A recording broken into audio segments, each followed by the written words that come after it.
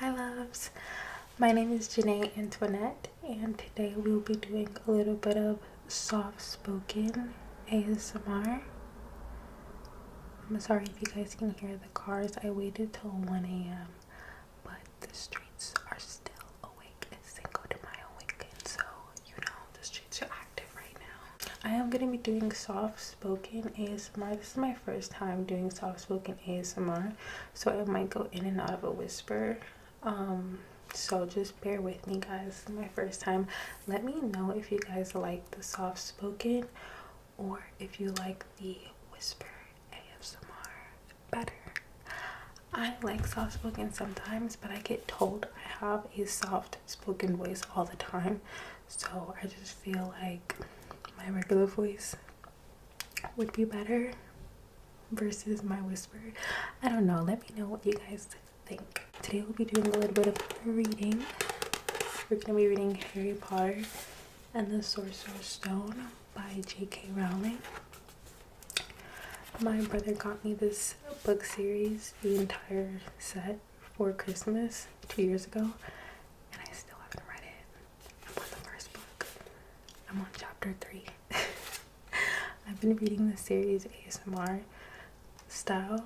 I have a whole playlist and I started from the very beginning, so if you guys want to actually read along, I have a whole playlist. But without further ado, let's go ahead and get started.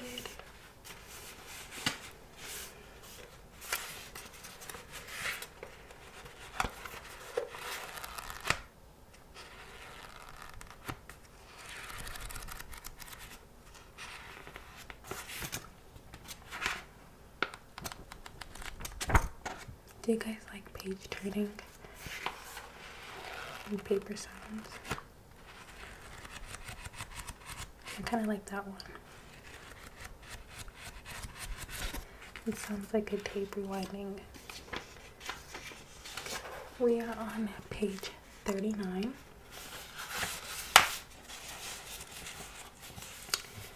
Okay. Go to your cupboard. I mean, your bedroom, he wheezed at Harry. Dudley, go. Just go. Harry walked around and around his new room. Someone knew he had moved out of his cupboard, and they seemed to know he hadn't received his first letter. Surely that meant that they'd try again. At this time, he'd make sure they didn't fail. He had a plan. The repaired alarm clock rang at 6 o'clock the next morning. Harry turned it off quickly and dressed silently.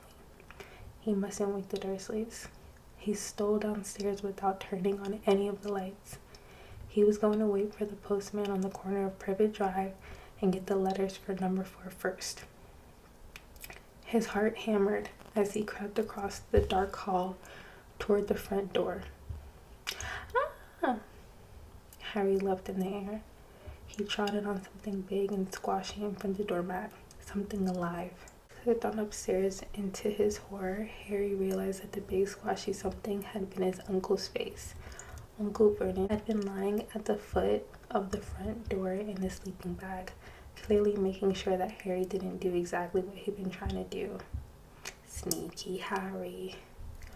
He shouted at... Do you guys like accents? I love doing a British accent.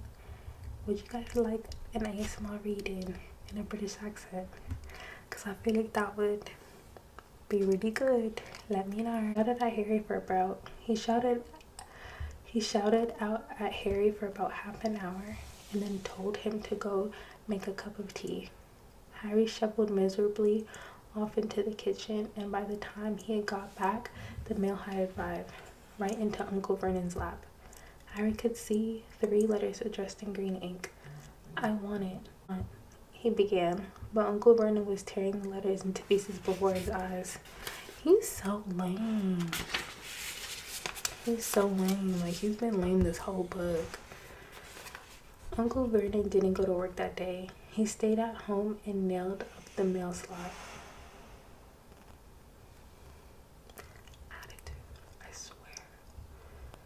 Uncle Vernon didn't go to work that day. He stayed at home and nailed up the mail slot. See, he explained to Aunt Petunia, even through a mouthful of nails, if they can't deliver them, then they'll just give up. I'm not sure that'll work, Vernon.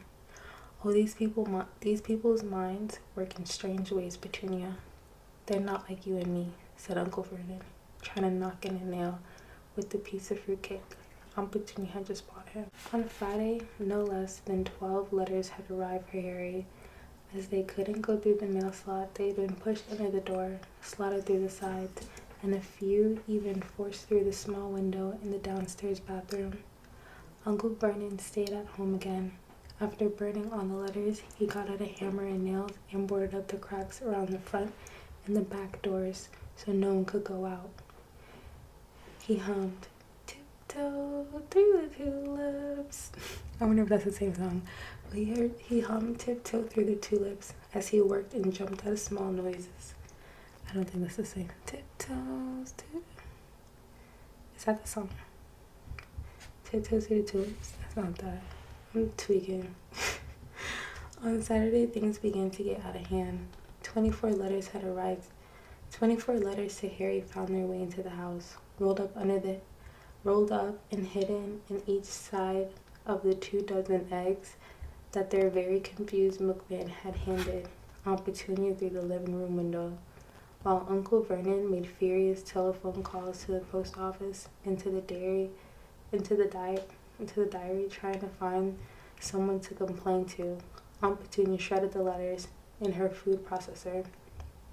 "Who on earth wants to talk to you this badly?" Dudley asked Harry in amazement. He was jealous. On Sunday morning, Uncle Vernon sat down at the breakfast table looking tired and rather ill but happy. No post on Sundays, he reminded them cheerfully as he spread marmalade on his newspapers. No damn letters today. No damn letters. No damn letters today. That was good. Something came whizzing down the kitchen chimney as he spoke and caught him sharply on the back of the head. Next moment, 30 or 40 letters came pelting out of the fireplace like bullets. The Dursleys ducked, but Harry leapt into the air trying to catch one. "Out, out!" Uncle Vernon seized Harry around the waist and threw him into the hall. When Aunt Petunia and Dudley had ran out with their arms over their faces, Uncle Vernon slammed the door shut. They couldn't hear the letters streaming into the room, bouncing off the walls and the floor. "That does it," said Uncle Vernon, trying to speak calmly but pulling great tufts out of the mustache at the same time. "I want you all back here in 5 minutes, ready to leave. We're going away. Just pack some clothes. No arguments." He looked so dangerous with half his mustache missing. He looked so dangerous with half his mustache missing that no one dared argue. 10 minutes later, they had wrenched their way through the boarded up doors and were in the car, speeding toward the highway. Dudley was sniffling in the back seat. His father had hit him around the head for holding them up when he tried to pack his television, VCR, and computer in his sports bag. They drove and drove. Even Aunt Petunia didn't dare ask where they were going. Every now and then, Uncle Vernon would take a sharp turn and drive in the opposite direction for a while. Shake him off, he would mutter whenever he did this. They didn't stop to eat or drink all day. By nightfall, Dudley was howling. He never had such a bad day in his life. He was hungry, he missed 5 television programs he wanted to see, and he'd never gone so long without blowing up an alien on his computer. Uncle Vernon stopped at last outside a gloomy-looking hotel on the outskirts of a big city. Dudley and Harry shared a room with twin beds and damp, musty sheets. Dudley snored, but Harry stayed awake, sitting on the windowsill, staring down at the lights of passing cars and wondering. They ate stale cornflakes and cold tinned tomatoes on toast for breakfast the next day. They had just finished when the owner of the hotel came over to their table. "Excuse me, But is one of you Mr. H. Potter? Only I got about 100 of these at the front desk. She held up a letter so they could read the green ink addressed. Mr. H. Potter, room 17, Railview Hotel, Cokeworth. Harry made a grab for the letter, but Uncle Vernon knocked his hand out of the way. The woman stared. I'll take them, said Uncle Vernon, standing up quickly and following them for the diner. Wouldn't it be better to just go home, dear? Aunt Petunia suggested timidly. Hours later, but Uncle Vernon didn't seem to hear her. Exactly what he was looking for, none of them knew. He drove them into the middle of a forest, got out, looked around, shook his head, and got back in the car. Off they went again. The same thing happened in the middle of a plow field, halfway across a suspension bridge at the top of a Meadowville parking garage. Daddy's gone mad, hasn't he? Dudley asked Aunt Petunia, dully late afternoon. Uncle Vernon had parked at the coast, locked them all inside the car, and disappeared. It started to rain. Great drops beat on the roof of the car. Dudley sniveled. It's Monday, he told his mother. The great Umberto's on tonight. I want to stay somewhere with a television. Monday. This reminded Harry of something. If it was Monday, and you could usually count on Dudley to know the days of the week because of television, then tomorrow. Tuesday was Harry's 11th birthday, of course. His birthdays were never exactly fun. Last year, the Dursleys had given him a coat hanger and a pair of Uncle Vernon's old socks. Still, you weren't 11 every day. Uncle Vernon was back and he was smiling. He was also carrying a long thin package and didn't answer Aunt Petunia when he asked what he brought. Found the perfect place, he said. Come on, everyone out. And it was very cold outside the car. Uncle Vernon was pointing at what looked like large rock way out at the sea. Perched on top of the rock was the most miserable little shack you can imagine. One thing was certain, there was no television in there. Storm forecast tonight, said Uncle Vernon, gleefully clapping his hands together. And this gentleman's kindly agreed to lend us his boat. A toothless old man came ambling up to them, pointing with a rather wicked grin at an old rowboat, bobbing in the iron gray water below them.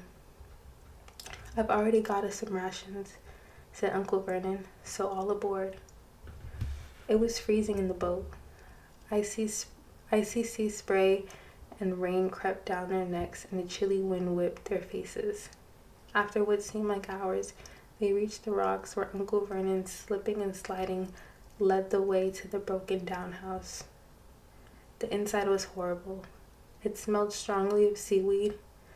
The wind whistled through the gaps in the wooden walls, and the fireplace was damp and empty. There were only 2 rooms. Uncle Vernon's ration turned out to be a bag of chips each and 4 bananas. He tried to start a fire, but the empty chips bags just smoked and shriveled up. Could do with some of those letters now, eh? He said cheerfully. He was in a very good mood. Obviously, he thought nobody stood a chance of reaching them here, in a storm delivered mail. Harry privately agreed, though the thought didn't cheer him up at all. As night fell, the promised storm blew up around them. Spray from the high waves splattered the walls of the hut, and the fierce wind rattled the filthy windows. Aunt Petunia found a few moldy blankets in the second room and made up a bed for Dudley on the moth-eaten sofa. She and Uncle Vernon went off to the lumpy bed next door, and Harry was left to find the softest bit of floor he could and curl up under the thinnest, most ragged blanket. The storm raged more and more ferociously as the night went on. Harry couldn't sleep. He shivered and turned over trying to get comfortable, his stomach rumbling with hunger. Dudley's snores were drowned by the low rolls of thunder that were started near midnight.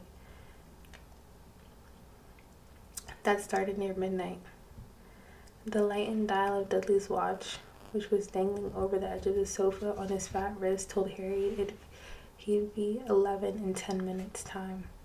He lay and watched his birthday tick near, wondering if the Dursleys would remember it all, wondering where the letter writer was now. 5 minutes to go, Harry heard something creak outside. He hoped the roof wasn't going to fail. He hoped the roof wasn't going to fall in, although he might be warmer if it did. 4 minutes to go. Maybe the house in Privet Drive would be so full of letters when they got back that he'd be able to steal one somehow. 3 minutes to go. 3 minutes to go. Was that the sea slapping hard on the rock like that? And 2 minutes to go. What was that funny crunching noise? Was the rock coming to the sea? 1 minute to go and he'd be 11. 30 seconds. 20. 10. 9. Maybe he'd wake Dudley up just to annoy him. 3, 2, 1. Boom. The whole shack shivered and Harry sat bolt upright, staring at the door.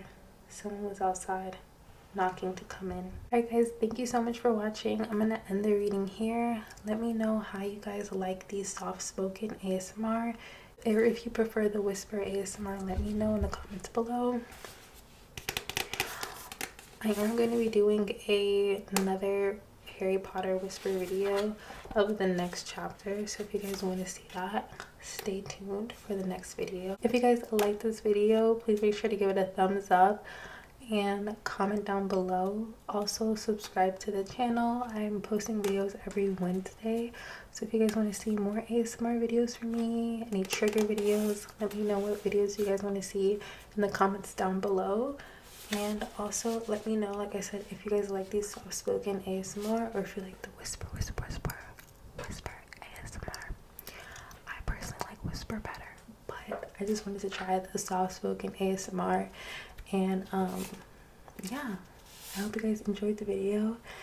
I hope you guys enjoyed the reading. Harry Potter is actually getting good now. Like, Hagrid's about to come in. I'm actually really excited to read the next chapter. So thank you guys so much for watching again, and I hope you have a great rest of your night, morning, evening, wherever you are in the world, and I hope to see you guys on the next video. Bye.